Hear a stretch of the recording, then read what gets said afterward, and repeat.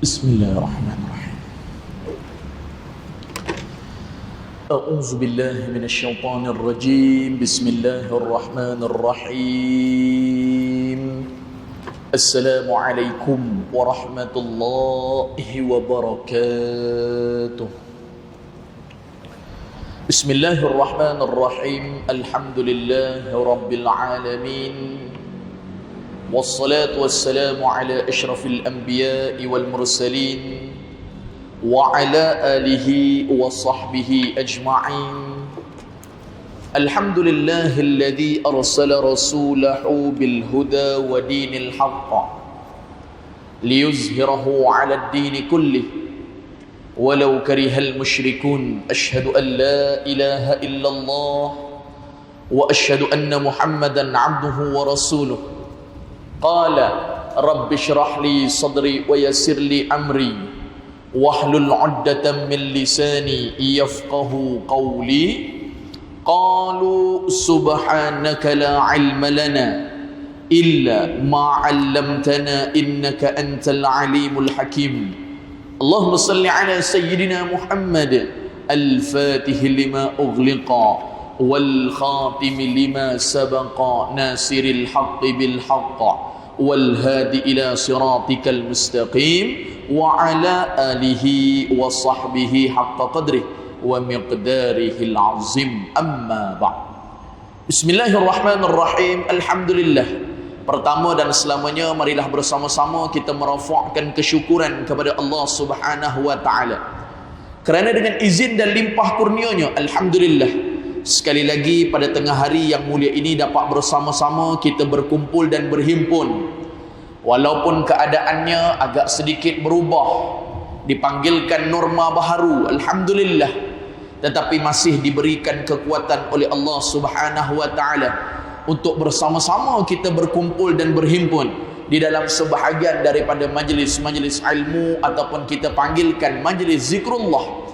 Yang mana majlis ilmu dan majlis zikrullah ini, ayah-ayah hadirin yang dirahmati oleh Allah, tidak lain dan tidak bukan adalah sebahagian daripada taman-taman syurga yang dijanjikan oleh baginda Nabi kita Nabi Muhammad sallallahu alaihi wasallam. Alhamdulillah, syukur kepada Allah Subhanahu wa taala yang memberikan kepada kita kekuatan. Walaupun hari ini hadirin Jumaat yang dirahmati oleh Allah, hari yang penuh dalam keadaan kita mencari rezeki, hari yang penuh kita sibuk berkenaan dengan duniawi, tetapi jangan lupa tanggungjawab kita, tugas utama kita adalah mendirikan salat fardu Jumaat. Kata baginda Nabi sallallahu alaihi wasallam, Allahumma ja'al qabrahum raudatun min riyadil jannah wa khufratun min khufarin nar. Apabila matinya seseorang daripada kamu, tidak ada lain dan tidak ada bukan melainkan kubur-kubur kamu itu tadi rumah kita. Kita sedia ataupun tidak, kita nak ataupun tidak, tempat kita tidak lain dan tidak bukan adalah di dalam kubur, yakni di bawah tanah. Sebab tu kata ulama, bagaimana kamu nak hidup atas dunia dipersilakan. Kamu nak melakukan maksiat kepada Allah, kamu nak bertakwa kepada Allah, kamu tak nak solat, kamu nak berjudi, kamu nak ambil rasuah, kamu nak buat segala perkara, nak melakukan amal ketaatan kepada Allah, kamu nak dekatkan diri kamu di dalam majlis ilmu, kata para alim ulama, dipersilakan. Tetapi jangan lupa, fa innaka mayyitun, kata baginda Nabi sallallahu alaihi wasallam, satu saat nanti, satu ketika nanti, pasti dan pasti agama mana pun di atas muka bumi Allah, baik agama Nasara, baik agama Majusi, baik agama Yahudi, ataupun orang yang tidak percayakan Tuhan, dia panggil agama etis. Dia kata semua yang berlaku atas dunia ni tak ada kuasa, yakni melainkan masa, kata dia. Hujan masa, gempa bumi masa, ribut taufan masa. Ni dia panggil puak-puak etis, puak-puak yang tidak percaya akan kewujudan Allah Subhanahu wa taala. Itu golongan pun mengakui bahawasanya satu hari nanti akan mati. Baginda Nabi SAW sebut, satu ketika nanti lubang-lubang kubur kamu akan menjadi sebahagian daripada taman-taman syurga. Ini yang kita sedang bawa bekal. Dan ingat, sebahagian daripada lubang-lubang kubur kamu, kata baginda Nabi SAW, adalah sebahagian daripada lubang-lubang api neraka Allah Subhanahu wa Ta'ala. Maka inilah persiapan yang cuba kita lakukan semampu kita untuk menyatu hatikan padu umat Islam, untuk memberikan kerjasama di antara kita sesama Muslim. Nabi sekali lagi bersabda di dalam satu hadis, la yu'minu ahadukum hatta yuhibba li akhihi ma yuhibbu li nafsihi. Tidak sempurna keimanan kamu, kata baginda Nabi SAW. La yu'minu ahadukum, tidak beriman. Tidak beriman bukan maksudnya jatuh kufur, wal'ayazubillah min zalik, tak ada. Kita duduk atas muka bumi Allah ni tuan-tuan, hadirin Jumaat yang dirahmati oleh Allah, banyak mana pun maksiat kita, jangan cerita pada orang. Biarkan bubuh ada satu sikit perasaan malu dalam jiwa dan sanubari kita. Tuan-tuan, tahun 2020 ni tuan-tuan, jadi satu target pada seluruh dunia. Tak usah kata kita dulu orang panggil wawasan 2020, betul? Ustaz mengaji dulu lah waktu sekolah rendah dulu.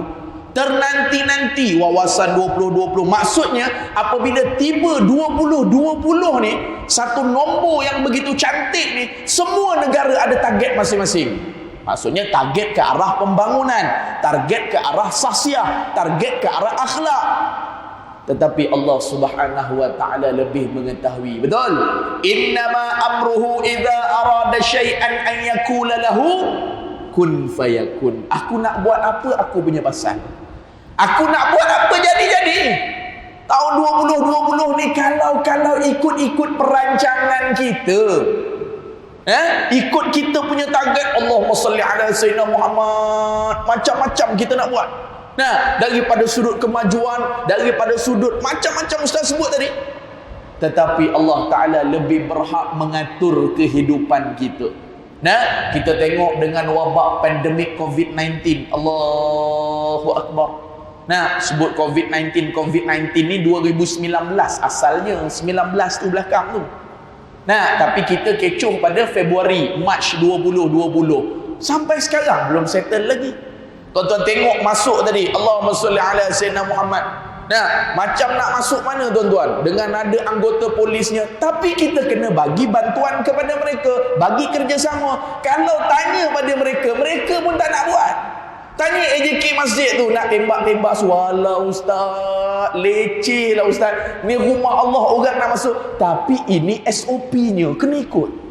Ada setengah masjid ustaz mengajar, kadang-kadang pihak masjid nak ambil suhu, dia tengok orang masjid tu macam nak makan orang, kita pula ngeri rasanya.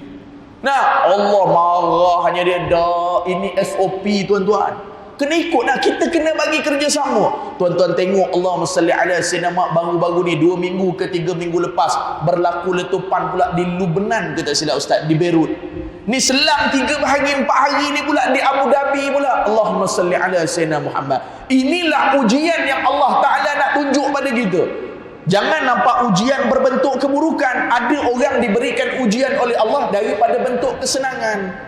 Kayanya, mewahnya, pangkatnya, darjatnya. Kata ulama, orang lelaki kalah dengan 3 ta: wanita, takhta, dan harta. Kata ulama, orang lelaki ni mudah kalah. Atau orang perempuan macam mana pun dia dijadikan daripada tulang rusuk kiri Nabi Allah Adam AS. Dia takkan boleh jadi pemimpin. Alimlah macam mana sekalipun, tak boleh jadi pemimpin. Mak kita ajar kita Quran, mak kita ajar kita Iqra. Sampai tiba waktu salat fardu Isyak, mak kita nak jadi imam. Kita lelaki, kita jadi makmum. Boleh tak? Tak sah semayang kita. Alimlah macam mana orang perempuan pun. Walaupun mak saya ustaz, dia ajar saya Quran, dia ajar saya jawi, dia ajar saya Iqra, dia ajar saya tajwid, dia ajar saya qiraah, dia ajar saya makhraj huruf. Allahumma salli ala sayyidina Muhammad. Bila tiba waktu untuk solat, lelaki kena jadi imam. Apa tangga pun, perempuan dijadikan oleh Allah Subhanahu wa Ta'ala. Asal kejadiannya daripada tulang rusuk kiri Nabi Adam. Batu ulama kata orang lelaki hati-hati dengan 3 ta. Pertama mana? Wanita.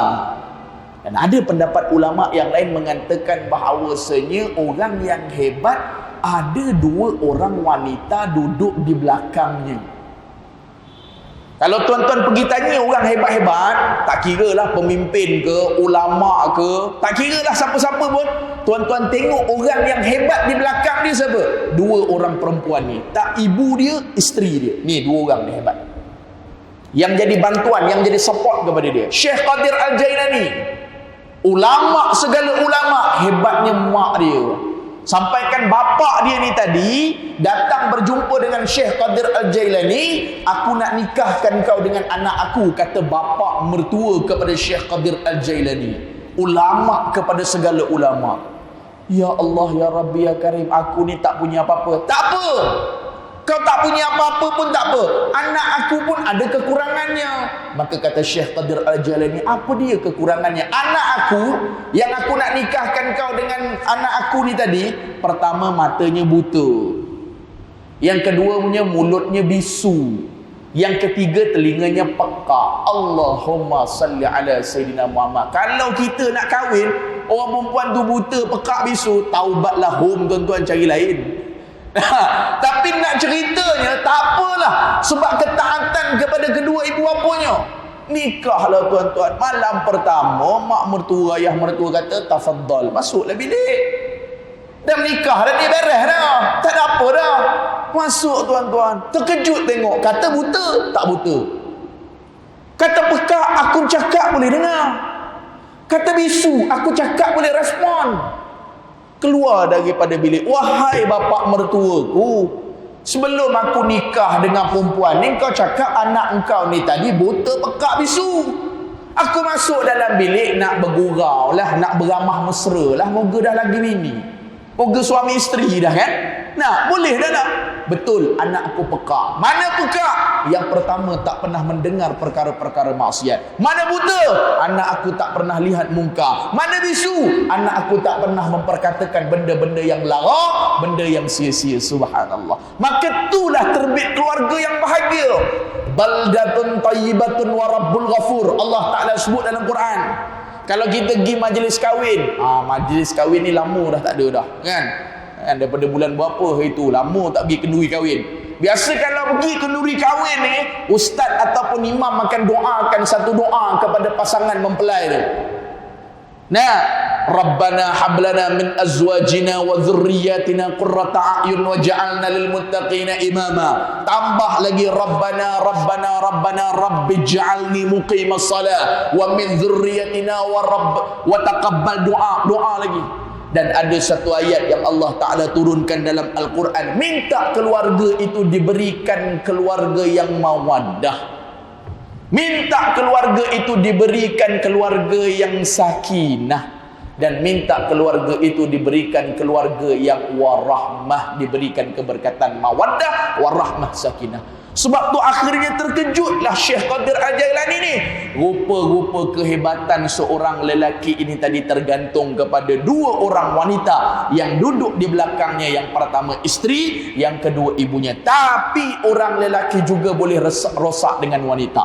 Yang kedua takhta, ada kedudukan. Nah, di saat dia punya kedudukan, Allahumma salli ala Sayyidina Muhammad, sukar untuk maafkan kesilapan orang lain. Ingat bahawasanya kita juga punya kesilapan. Tidak ada manusia yang sempurna. Wa ma arsalnaka illa rahmatan lil alamin, kecuali baginda Nabi sallallahu alaihi wasallam. Sebab tu jangan kita bercakap kalau boleh sebut perkataan Rasulullah. Boleh juga kita panggil Nabi Muhammad, boleh, tak ada apa. Tetapi kalau kita belajar dalam kitab Syama'il Muhammadiyah, tidak ada satu makhluk pun di atas muka bumi Allah yang memanggil nama baginda Nabi Rasulullah sallallahu alaihi wasallam dengan perkataan ya Muhammad. Tak ada. Hatta Jibril alaihissalam, malaikat Jibril pun tak panggil dengan ya Muhammad. Punya adabnya tuan-tuan. Kecuali 2 manusia saja yang panggil ya Muhammad. Pertama Abu Jahal, yang kedua Abu Lahab. Ini 2 orang saja. Yang lain semua, ya Rasulullah, ya Rasulullah, ya Rasulullah. Sebab tu dalam khutbah Jumaat yang Ustaz akan bacakan nanti, dalam khutbah yang pertama, khutbah yang kedua, Ustaz tak baca selawat kepada Nabi. Khutbah Jumaat Ustaz tidak sah. Dan tuan-tuan semua yang ada ni, kalau ikut Ustaz juga, balik nanti wajib kena qada sembahyang zuhur.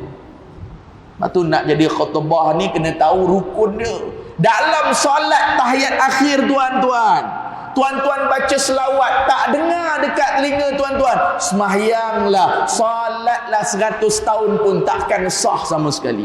Kerana selawat dalam tahiyat akhir sekurang-kurangnya kena dengar pada telinga sendiri. Aqwalun wa af'alun muftatahatun bitakbiri wa mukhtatamatun bitaslimi bisyuratil makhsusati. Salat bercakap, akwal kena berkecek, kena bercakap ni kena keluarkan suara, kecuali uzur, saya bisu Ustaz, saya serak suara, memang saya sakit, itu lain cerita. Normalnya manusia mesti kena selawat dalam tahiyat akhir, Allahumma salli ala sayyidina Muhammad, mesti dengar dekat telinga. Tak dengar, mayanglah subuh, zuhur, asar, maghrib, isyak, duha, taubat, istigharah, salatlah apa benda sekalipun, tidak sah kerana rukunnya tak betul. Dia bukan tolak markah. Kalau tak baca bacaan dalam sujud, subhana rabbiyal a'la wa bihamdi, subhana rabbiyal a'la wa bihamdi, subhana rabbiyal a'la wa bihamdi, itu dia panggil sunat hai'ah. Tak baca sah sembahyang, tapi kurang dipizit pahala gitu. Tapi kalau selawat dalam tahiyat akhir, baca tapi baca dalam hati, tak sah sembahyang terus. Jangan main-main. Sebab tu dalam bab solat kena tahu beza di antara mana rukun, mana yang sunat, kena tahu. Sebab tu tuan-tuan ayah-ayah yang rahmati oleh Allah Subhanahu wa taala, orang lelaki ni tadi biasanya kalah dengan 3 tak, tetapi sekiranya dia ambil faham, dia tahu, dia berjaga-jaga untuk bawa bekal dia sebelum daripada bertemu dengan Allah Subhanahu wa taala, ini menjadikan kekuatan bagi diri dia. Dan kata ulama pula, kita hidup di atas muka bumi Allah, jangan mudah kita menzalimi orang lain. Kerana 3 doa yang cukup mustajab, kata baginda Nabi SAW di dalam kitab Tajzibul Atraf.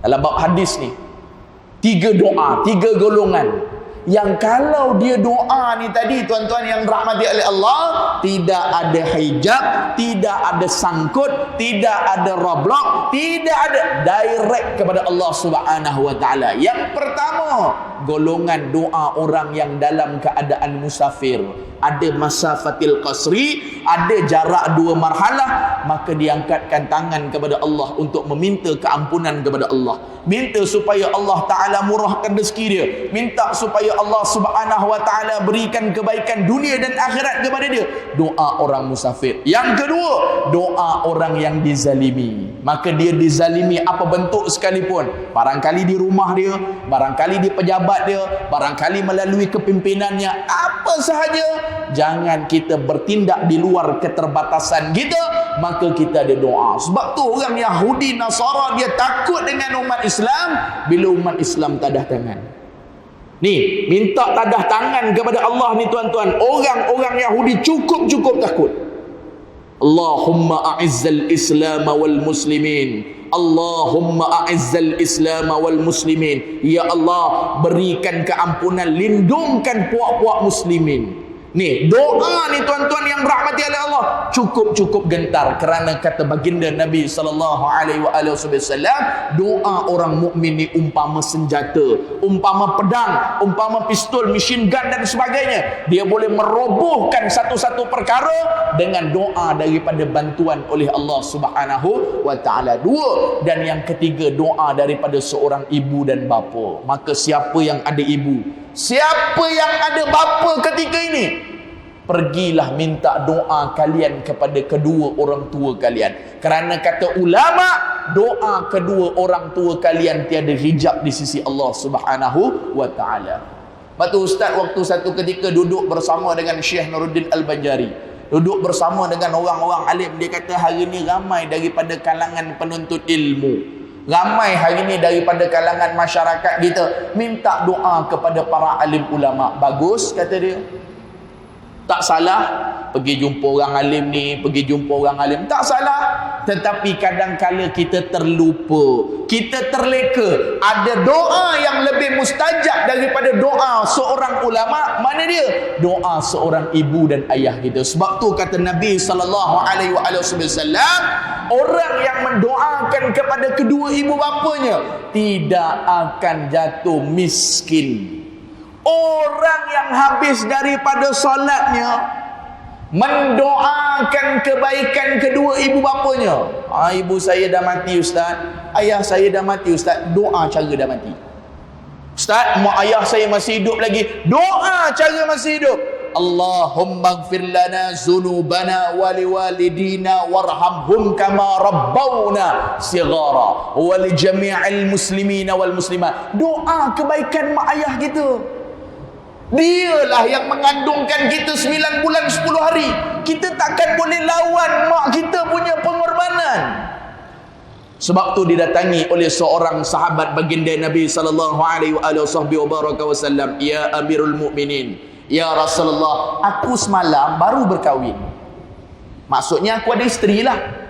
Sekarang ni Rasulullah, aku nak tanya kepada engkau, siapakah yang perlu aku utamakan daripada sudut penjagaannya? Aku baru kahwin, maknanya aku ada mak mertua,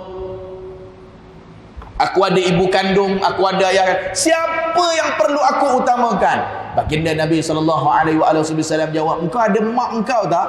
Ada, na'am ya Rasulullah, ummuka.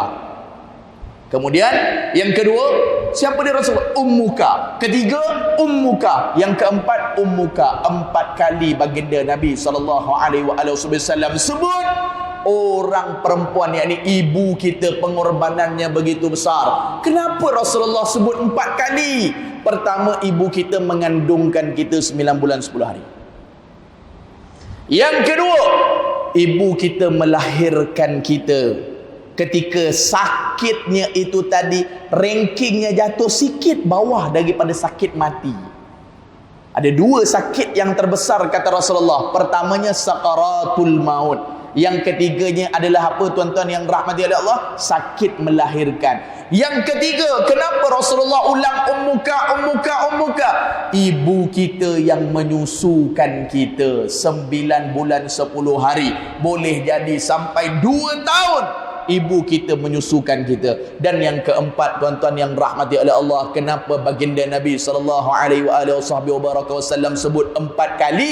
Kerana ibu kita lah yang akan membesarkan kita, yang akan basuh najis kita, yang akan basuh kencing kita, yang akan basuh berak kita, yang akan menyuapkan makanan dalam mulut kita. Sebab tu siapa dia yang ada ibu di saat ini, pulang daripada salat Jumaat, telefon lebih kurang seminit 2 minit untuk bertanyakan khabar. Kerana itulah doa yang paling mustajab, itulah doa yang paling dimuliakan oleh Allah Subhanahu wa taala. Jadi kita ambil khulasah kita pada tengah hari yang mulia ini, teruskan menjaga penjarakan sosial, teruskan kita ikut SOP yang telah ditetapkan.